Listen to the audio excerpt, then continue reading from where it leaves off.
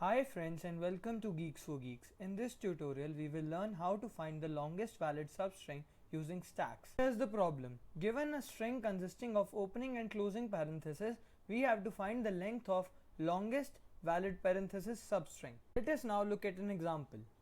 Here we can clearly see that the output will be 2 since there is only one pair of closing and opening parentheses. In the second case, the output should be 4 since there are two opening and closing parentheses.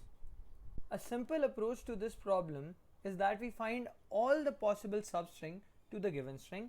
Then we check whether or not the string is valid or not. We check this for all the substrings. Then from all the substrings we have, we find the maximum length substring. This is a very inefficient method for this problem since the time complexity for finding all the possible substring is O of n square. Let us now look at an efficient method for doing this problem. For the efficient solution, we create an empty stack and push -1 into it. This acts as the base element for the coming string. Then we initialize the result as 0. Then we traverse through the string. If the character is an opening bracket, we push the index I into the stack. Else, if the character in the string is a closing bracket, we pop an item from the stack. If the stack is not empty, then we find the length of current valid substring by taking difference between current index and the top of stack. If the current length is more than the result, then we update the result. If the stack is empty after we pop an element, then we push the current index into the stack. And lastly, we return the result. Let's look at an example now. Suppose we have a string like this.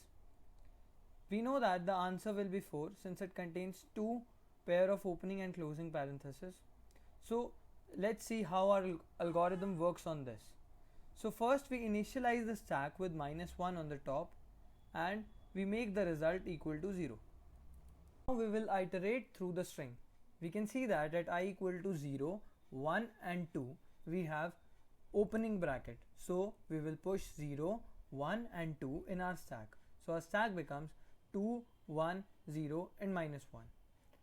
Now at I equal to 3 we can see that we have a closing bracket, so we will pop one item from our stack. After popping one element from the stack, our stack becomes 1, 0 and -1. Since our stack is not empty, we will find the length of current valid substring by taking difference between current index and the top of stack. The current index is 3 and the top of stack is 1. So we will find the maximum of 3 -1 and 0, which is 2. Now the value of result becomes 2. We got the value of first valid substring, which is this one, and its length is 2. At I equal to 4, we have a opening bracket, so we push 4 in our stack. After pushing 4 in our stack becomes 4, 1, 0 and -1. Now at I equal to 5, the last element is a closing bracket, so we will pop one element from our stack.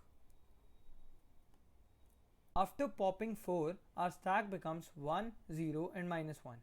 Since again our stack is not empty, we will find the length of current valid substring by taking difference between current index and the top of stack. The current index is 5 and the top of the stack is 1.